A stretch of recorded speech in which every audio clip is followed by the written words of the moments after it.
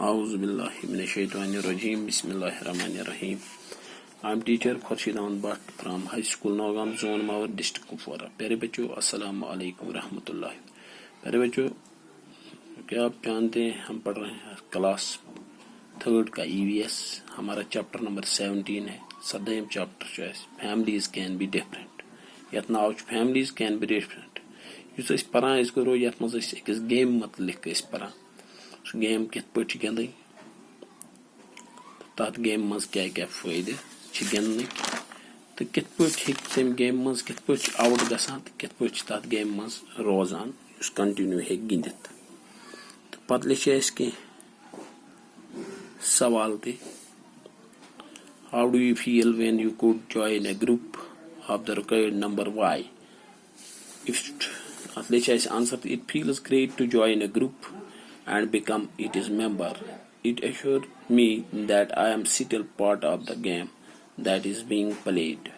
यथा पर लिखा क्वेश्चन नंबर 2, 3, 4, 5 5 क्वेश्चन लिखे आज पर्न यम पे पे बच्चों तुम थो ख्याल EVS किताब तुज page number 103 page number 103 class 3rd para यम पे पर्न start All of us prefer to live with people than to live alone.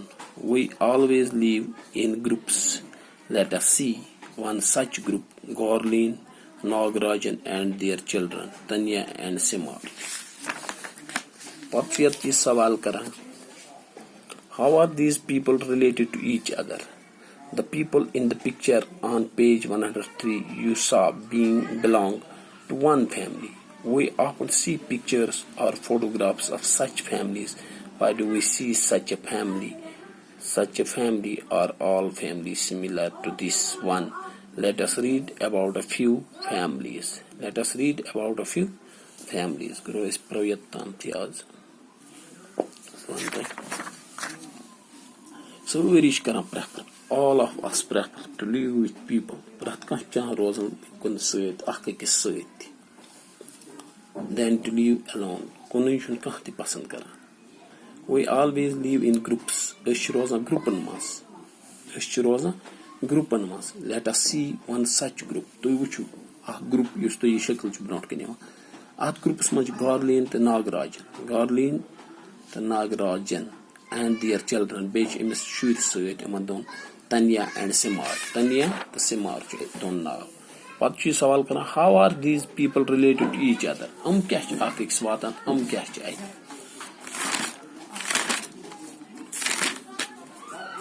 Nagarajan and Garlian are parents. Nagarajan the Garlian used boys of Tanya and Samar are sister and brother. Used Tanya the Samar boy bar. Boy bar zat each of family. Nagarajan and Garlian are parents.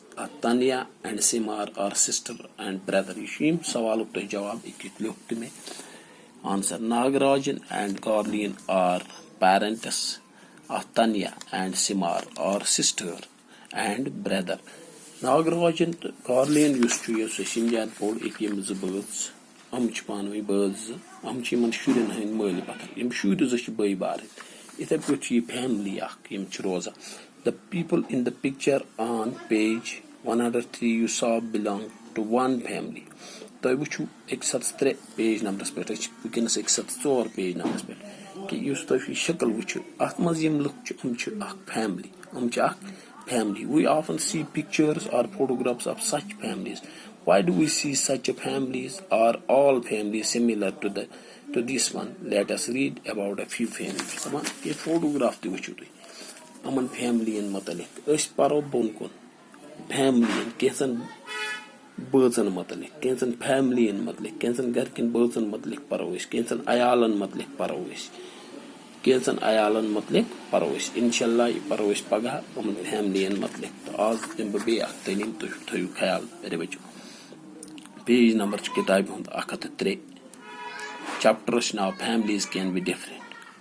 All of us prefer to live with people than to live alone. We always live in groups. Let us see one such group, Garlin, Nagarajan, and their children, Tanya and Simar. how are these people related to each other? امیک جواب Nagarajan and Garlean are parents of Tanya and Simar, or sister and brother. The people in the picture on page 103 you saw belong to one family. We often see pictures or photographs of such families. Why do we see such a family? Are all families similar to this one? Let us read about a few families. پگہ پڑھو أسۍ اِنشاءاللہ بیٚیہِ برونٛٹھ کُن یِمن بیٚکٮ۪ن پٔریوارن مُتعلق سِمِتاس چھِ اکھ پٔریوار اتھ مُتعلق یِتھے پٲٹھۍ مےٚ چھُ تُہۍ کھوٗلِو آز یہِ کِتاب تہٕ تُہۍ کٔرِو یاد. السلام علیکم ورحمتہ اللہ.